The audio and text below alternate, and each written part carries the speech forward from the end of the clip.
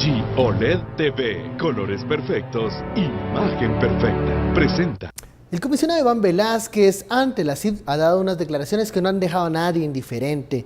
En ellas afirma que el Estado guatemalteco ha sido diseñado para mantener y fomentar la impunidad. Ese es el tema de la noche. Participe con la etiqueta SF País Impune. A continuación, las declaraciones de Iván Velázquez.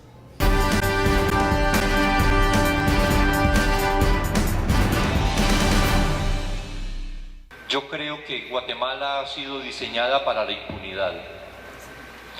Es decir, todo se pensó para que la justicia no funcionara. Tesis que sustenta un analista político al considerar que el Estado ha sido hecho con base a la impunidad. No se trata de un asunto de coyuntura, sino se trata de cómo se ha ido creando las redes de la impunidad a lo largo de mucho tiempo.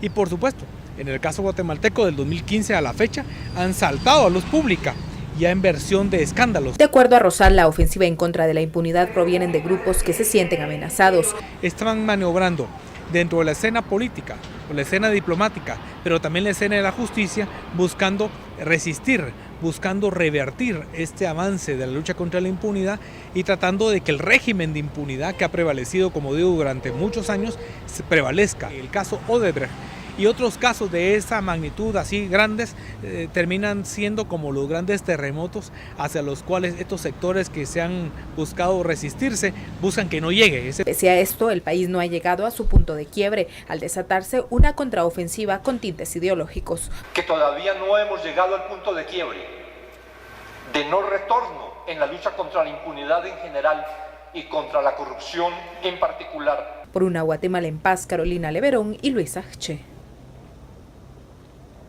LG OLED TV, colores perfectos, imagen perfecta, presentó.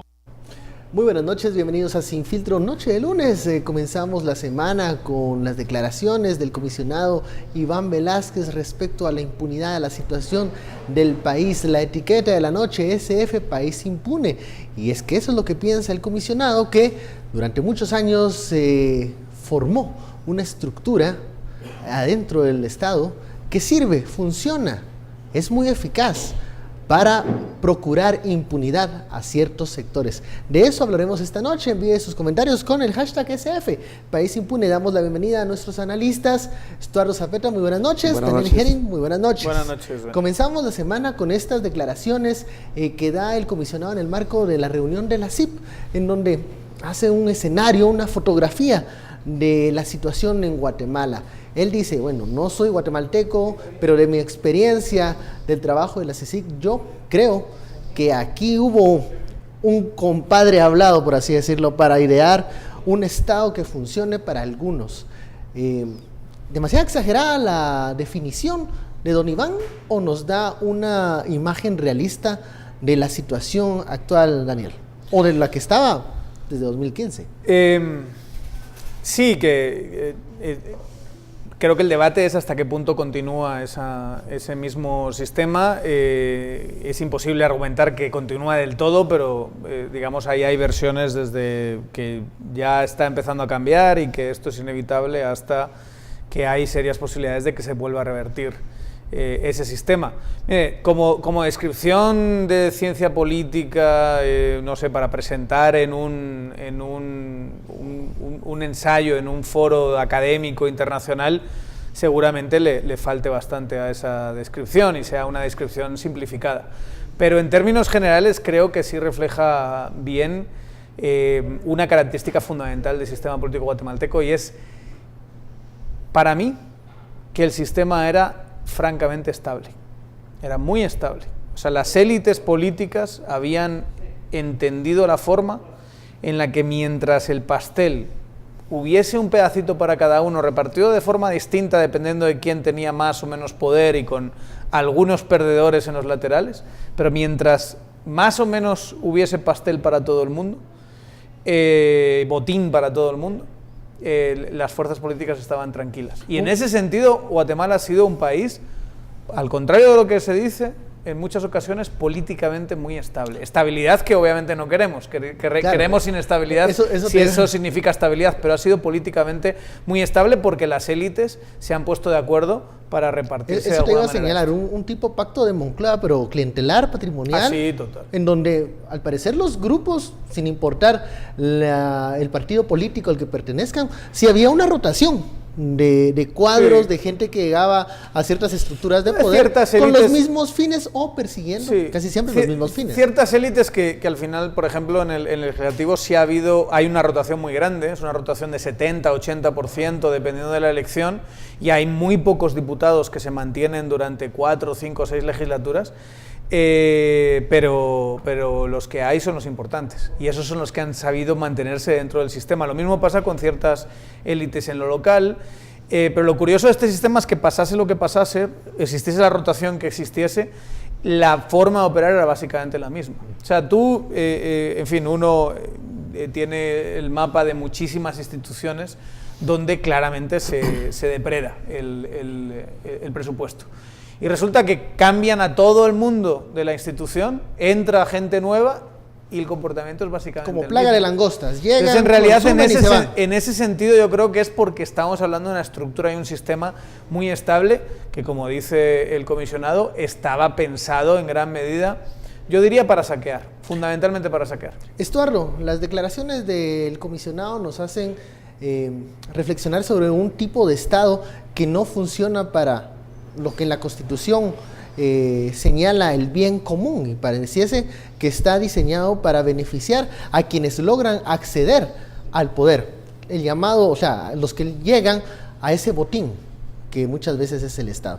¿Es esta la definición? Nos está diciendo el comisionado Velázquez que este tipo de Estado no va a funcionar, no puede continuar, ¿está colapsado ya? Creo que el Estado colapsa en Guatemala en la medida que no llegue a su función de estructura corrupta. Y lo que está diciendo el comisionado Iván Velázquez, nosotros lo hemos dicho muchas veces aquí, que este sistema funciona a partir de la corrupción, o sea, cómo se va moviendo todos los engranajes, pero todos los engranajes siempre necesitan estar muy bien aceitados. Me refiero a aceitados, me refiero a la corrupción. Y prueba de ello es que cuando se atacan, digamos, elementos de corrupción en una institución, sea IC, sea SAT, ¿cómo cuesta hacer las cosas después? Porque el sistema se bloquea, se tontea. Y, por ejemplo, en la Dirección General de Caminos o en el Ministerio de Comunicaciones, no había obra porque nadie quería firmar, ¿verdad? Y nadie quería firmar porque antes la firma era una cantidad de dinero. Mira cuánto me vas a dar y mira, esto no es gratis y todo. El problema con el Estado patrimonialista, que es una descripción muy buena de lo que tenemos, es que estos grupos, mira, los que deciden políticamente, han llevado a un punto el sistema de tal manera que ya saben que a todos les va a tocar, entonces tienen que dejar así como sus puertas y ventanas abiertas, ya sea se metan por atrás, por el portón, por la ventana o por el techo, donde sea, pero van a entrar y van a saquear, porque siempre es una repartición, y de ahí la lógica no le toca. De ahí la lógica nuestra es que, bueno, el que quedó en segundo lugar le toca a la próxima, ¿verdad? Claro. Y el que no sé qué le toca. Entonces, no a Valdizón quedó en segundo lugar, a esta ya le toca, solo que él cometió el error de decir me toca, entonces la gente le dijo no te toca. Y ahora a la Alegri no le toca, entonces ya le están diciendo de una vez no le toca, a la Alegri no le toca, o sea, a la vieja política. Los acuerdos, los acuerdos eran los mismos al final. Pero esos acuerdos funcionaban antes y funcionaban muy bien. Pero, sí, en Estado Sacarrín funciona re bien, pero está diseñado para eso, para saquear.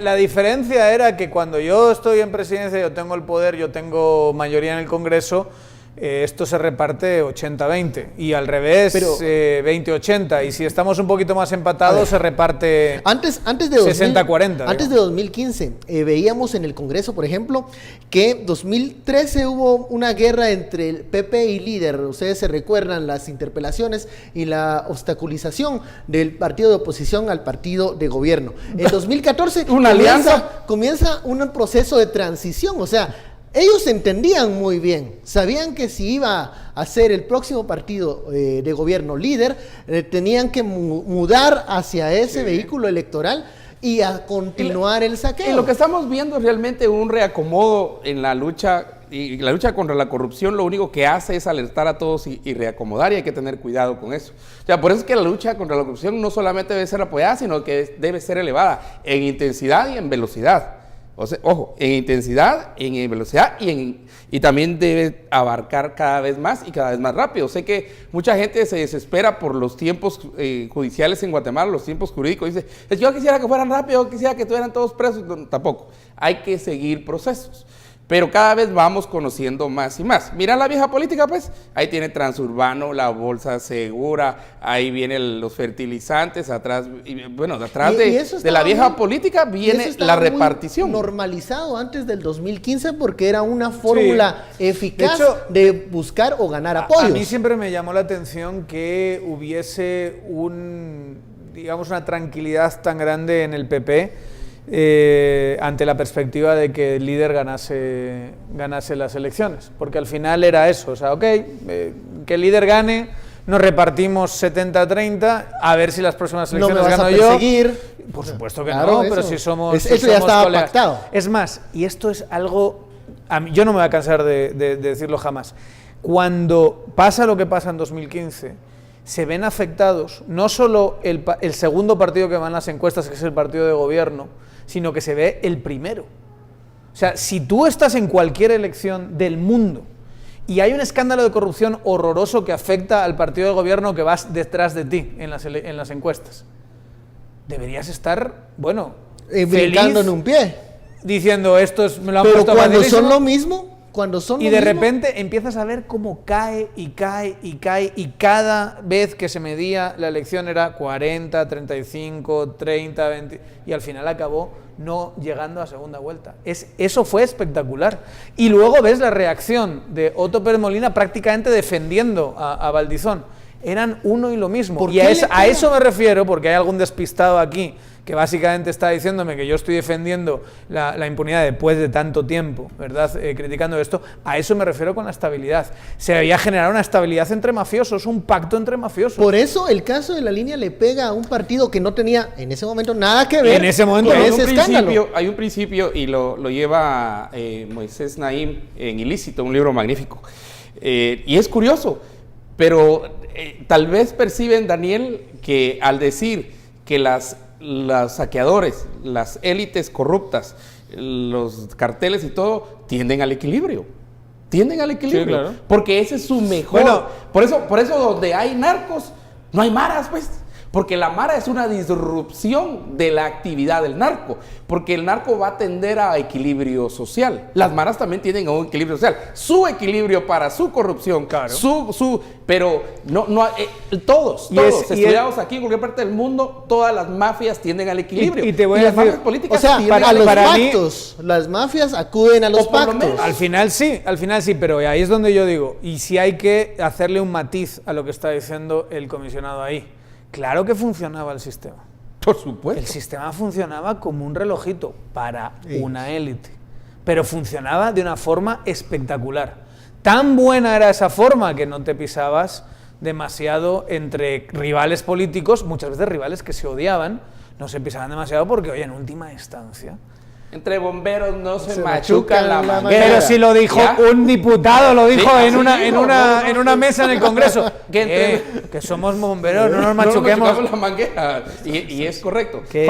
Nivel de descaro. Hofstede, en el análisis que hace de Guatemala, en sus 5 indicadores, hay una parte que nosotros todavía... Dimensiones culturales de sí, las 5 dimensiones culturales acerca de Guatemala. Lo hace en 80 y pico países, pero el de Guatemala, sin estar en Guatemala, sino toda la información que recogen sus investigadores en Guatemala, descubre la relación de poder, que Guatemala en realidad es un país dado la corrupción, porque nosotros tendemos a ir a los lados más suaves de la sociedad, a caernos bien, entonces dejamos pasar las malas cosas, no pasó nada, mira, nos caemos bien, y ¿cumplieron la tarea? No, pero la pasamos bien, ¿verdad? Semana Santa es muy larga, Navidad es más larga, entonces somos un país, para ponerlo muy a el mínimo esfuerzo. Pero digamos. hay un punto que dice Hofstede, que en el área política, y que todo se lo dejamos a Dios, todo lo explicamos con Dios, ángeles, querubines, serafines, procesiones, cultos, ayunos y rezos, ¿verdad? Pero hay una cosa muy interesante.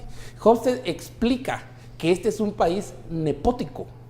Y la corrupción necesita el nepotismo, porque platicábamos la semana pasada precisamente con Daniel acerca de que las mafias y el caciquismo es nepótico por naturaleza. Viste que Bajín tenía toda su familia. Sí. El hermano estaba en el Banco de Guatemala. Cuando vas Crespo, y a tu alrededor querés un coro que te diga las cosas que quieres escuchar. En los que confías, porque confías de todos. Valdezón tenía a su hermano. Claro que sí. Tenía La Sandra tenía a su hermana.